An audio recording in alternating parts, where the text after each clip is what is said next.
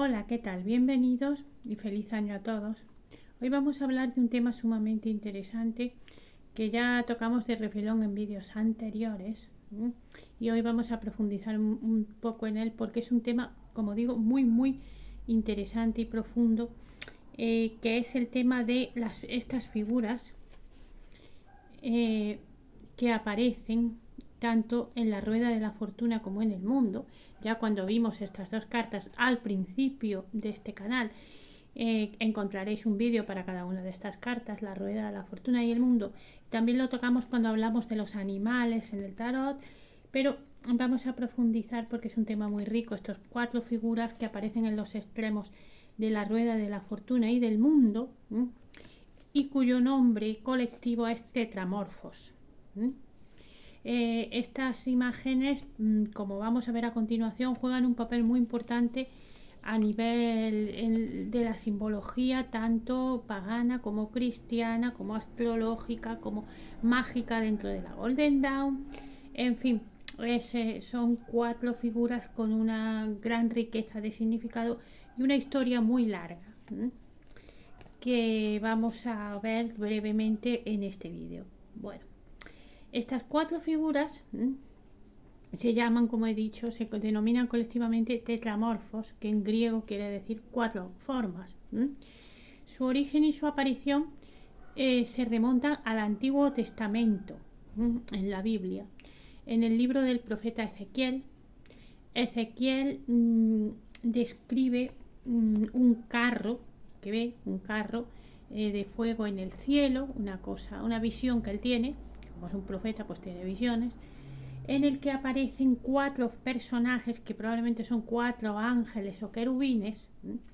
Aquí hago la salvedad de que ahora está muy de moda precisamente en internet hablar de los ángeles bíblicamente correctos y poner figuras súper aterradoras con muchos ojos y muchas curvas y deformes, y comento que es que los ángeles, efectivamente, los ángeles en la Biblia, en el Antiguo Testamento sobre todo, aparecían bajo muchas formas, pero también hay que puntualizarle a estas cosas el tema de que a veces los ángeles eran como su representación más clásica, tenían forma humana, tenían alas, tal, y a veces tenían formas muy raras. Este es un caso, ¿no? Estos querubines o ángeles o seres que ve Ezequiel son 4 personas con 4 caras cada uno, una humana y 3 de animales, que son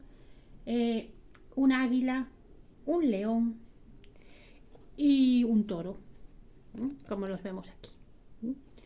Entonces, y aquí en el mundo solo vemos las caras, y aquí vemos sus cuerpos enteros y los vemos a todos alados. Luego explicaremos por qué. En fin.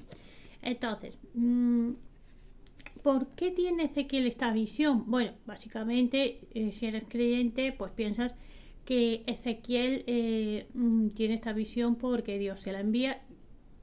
Pues sí, pero también es curioso que Ezequiel tenga esta visión precisamente con estos animales unidos, porque ya en la cultura mesopotámica, anterior a la Biblia, anterior a muchas cosas, o sea, la cultura mesopotámica,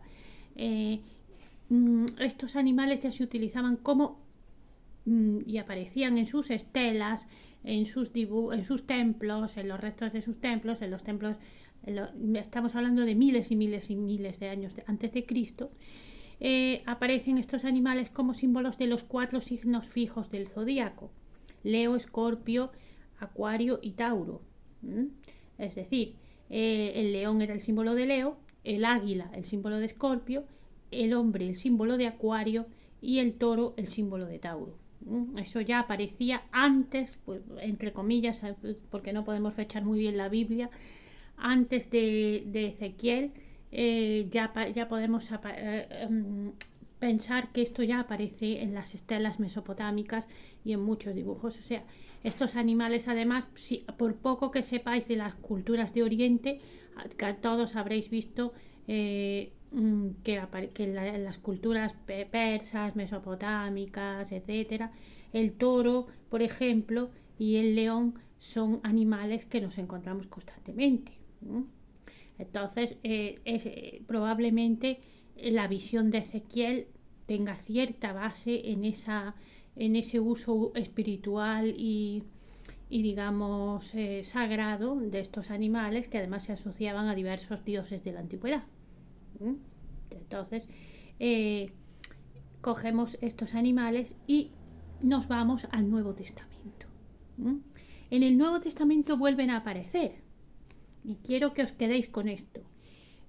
Aparecen rodeando en el libro del Apocalipsis de San Juan, rodeando a Cristo Pantocrátor. Cristo Pantocrátor, el Señor de todo, cuya representación más habitual en la imaginería cristiana normalmente es Cristo con una cara bastante seria y así, lo habréis visto casi todos. ¿Es dentro de qué? De una mandorla, almendra, Vesica Piscis, como la queráis llamar, esta. Y observad qué estructura elige Pamela para representar al mundo. Lo pone dentro del mismo óvalo que Cristo Pantocrátor, con los 4 animales en cada esquina. O sea, esto es una referencia directa al libro del Apocalipsis. Entonces, el tema de que Ezequiel utilizara estos animales y el tema de que San Juan utilizara los mismos animales en el libro del Apocalipsis hace que los comentaristas y los santos y los teólogos cristianos terminen adoptando estos animales como símbolos de ¿qué? De los 4 evangelistas. El león representa a San Marcos, porque su evangelio se basa mucho en la voluntad de Cristo, en lo que Cristo quería que las personas hicieran, y aparecen con muchos consejos, parábolas, y digamos, se remarca mucho la voluntad de Cristo, su deseo de enseñar, su deseo de dejar una marca en el mundo. Luego tenemos el águila. El águila es el símbolo de San Juan y es bastante lógico porque el evangelio más místico y espiritual es el de San Juan, que empieza que en el principio era el verbo y todo esto, y se lleva a dejar mucho por las ideas y el misticismo. San Juan, además, que escribió el Apocalipsis, que es un libro de visiones místicas, muchas veces incomprensibles, otras veces arrebatadoras. Era quizá el más místico de los evangelistas, aparte de ser el que Cristo probablemente el que Cristo más amaba, según la Biblia. San Mateo está representado por el hombre. ¿Por qué? Porque el Evangelio de San Mateo se centra mucho en la parte humana de Cristo. Es decir, es el único que nos cuenta más o menos su infancia entera, nos cuenta hechos de su vida como hombre, muchos más. Y entonces se centra mucho en el Jesús hombre. Y por último, San Lucas es el toro, porque el toro ahora nos puede parecer raro, pero antiguamente el toro era un símbolo del corazón, por el tamaño del corazón del toro. El toro tiene un corazón muy grande, entonces era un símbolo de las emociones, muchas veces el toro también porque es un animal muy impulsivo. Entonces es el símbolo de las emociones y es donde Cristo, en el Evangelio de San Lucas, es donde Cristo muestra más sus sentimientos y sus emociones. Esto además, esta correspondencia se llegó mucho, es la que hay ahora en la iglesia, pero se tardó mucho tiempo en llegar a ella porque cada teólogo, cada santo, cada comentarista de los evangelios lo veía de una manera. Tardó tiempo a llegar a ese acuerdo. Pero más o menos, si nos fijamos, todo lo que viene a ser este conjunto de correspondencias, no se muestra que el conjunto, el tetramorfo, el conjunto de los 4, lo que hace es representar el todo del universo y el todo del ser humano, o sea, toda la naturaleza, porque al tener un signo zodiacal asignado cada uno, también tiene un elemento. El león es el fuego, el águila es el agua, el hombre es el aire y digamos el toro es la tierra. Al tener un signo zodiacal asignado cada uno tiene los elementos, todos los elementos. Entonces el tetramorfos representa el conjunto del universo y el conjunto del ser humano, su voluntad, sus ideas, su humanidad y sus emociones, como ocurría con los 4 evangelistas. Entonces el tetramorfos representa el todo de la vida humana y el todo del universo. Y al representar también diversos tipos de animales, eso también se queda reflejado. Por lo cual, Pamela y Arthur deciden en el mundo representar nada más que las cabezas en torno a la imagen del mundo, como si fuera la imagen de Jesús, porque es la llegada a lo absoluto. Y sin embargo en la rueda de la fortuna estos mismos personajes aparecen más pequeñitos, como más de lejos, y con libros que, aparte de ser una alusión a los evangelistas, está diciéndonos que en la rueda de la fortuna los evangelistas o los tetramorfos lo que están haciendo es representar al ser humano en pleno aprendizaje, en pleno giro de su rueda y en pleno descubrimiento del mundo.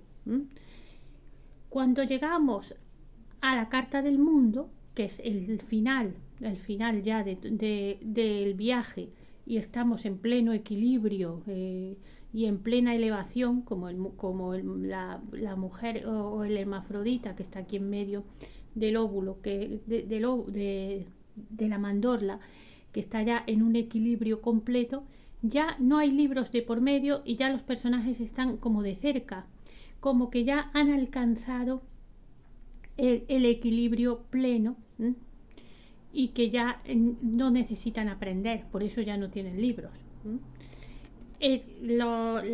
La gente de la Golden Dawn asignaba las 4 letras del nombre de Dios a estos 4 personajes. El león era las 4 letras del nombre de Dios, el león era la primera. La que si lo transcribimos son letras hebreas. La primera sería el Yod.